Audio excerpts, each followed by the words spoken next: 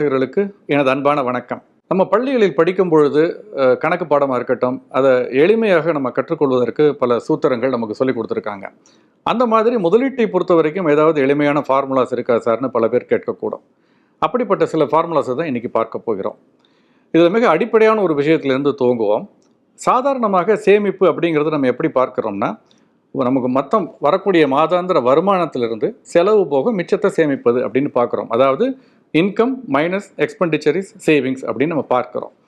ஆனால் உலகம் முழுவதும் சேமிப்பு மற்றும் முதலீட்டில் வெற்றி பெற்றவர்கள் பின்பற்றக்கூடிய ஃபார்முலா அப்படின்னு பார்த்தோம்னா அது வேறு விதமாக இருக்கிறது. எப்படி அப்படின்னு பார்த்தோம்னா, income minus savings is equal to expenditure. அதாவது வருமானத்திலிருந்து சேமிப்பை முதலில் எடுத்து வைத்துவிட்டு மிச்சத்தை செலவு செய்கிறது அப்படிங்கிற ஒரு கட்டுக்குள் கொண்டு வருவதன் மூலமாகத்தான் சேமிப்பை அதிகப்படுத்துவது, முதலீட்டை அதிகப்படுத்துவதுங்கிறது நடந்து வந்திருக்கு.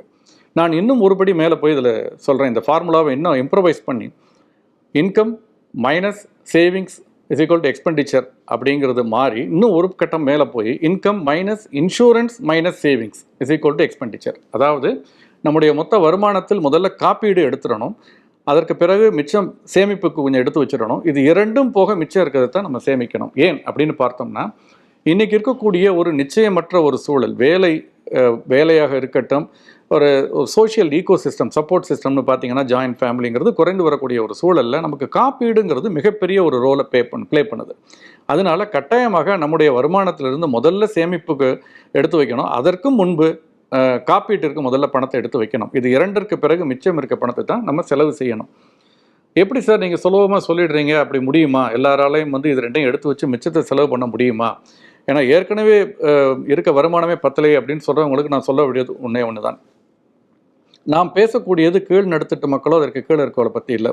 ஒரு டிப்பிக்கல் மிடில் கிளாஸ் ஃபேமிலி அல்லது அப்பர் மிடில் கிளாஸ் ஃபேமிலி பற்றி பேசும்பொழுது நாம் எல்லா செலவுகளையும் நியாயப்படுத்த கற்றுக்கொண்டு விட்டோம் அப்படிங்கிறத மறக்கக்கூடாது. Money expands to fill up the எக்ஸ்பென்சஸ்ங்கிறத விட்டுட்டு expenses expands to fill up the money available. அதாவது நமக்கு எவ்வளோ பணம் இருக்கோ அதற்கு தகுந்த அளவுக்கு நம்முடைய செலவுகளும் கூடிக்கொண்டே போகிறத ஒவ்வொரு ஆண்டும் பார்க்கிறோம், ஒவ்வொரு செலவையும் நாம் நியாயப்படுத்துகிறோம்.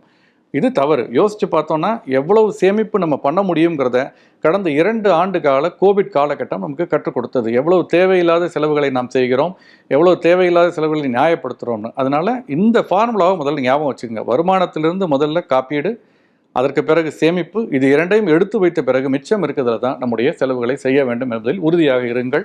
இது உங்களுடைய முதலீட்டிற்கான ஒரு வலுவான அடித்தளத்தை இடக்கூடியதாக இருக்கும். இனி அடுத்த